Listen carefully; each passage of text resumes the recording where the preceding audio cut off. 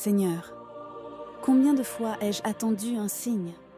Combien de fois ai-je voulu te voir agir avant de te faire confiance? Mais aujourd'hui, je veux faire comme cet homme, croire ta parole sans attendre de preuves, car ta parole suffit à guérir, ta parole suffit à relever, ta parole suffit à donner la vie. Seigneur, apprends-moi à te faire confiance même quand je ne vois rien, même quand tout semble perdu. Je crois que tu agis, je crois que tu sauves, je crois que ta parole est vivante. Amen. Évangile de Jésus-Christ selon saint Jean.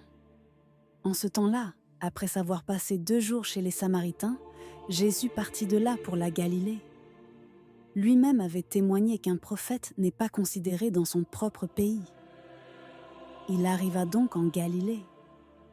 Les Galiléens lui firent bon accueil, car ils avaient vu tout ce qu'il avait fait à Jérusalem pendant la fête de la Pâque, puisqu'ils étaient allés eux aussi à cette fête. Ainsi donc Jésus revint à Cana de Galilée, où il avait changé l'eau en vin.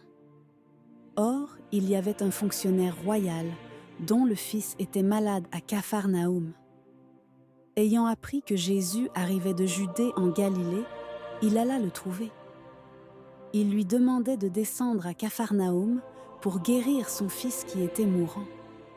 Jésus lui dit : « Si vous ne voyez pas de signes et de prodiges, vous ne croirez donc pas. » Le fonctionnaire royal lui dit : « Seigneur, descends, avant que mon enfant ne meure. » Jésus lui répond : « Va, ton fils est vivant. » L'homme crut à la parole que Jésus lui avait dite, et il partit.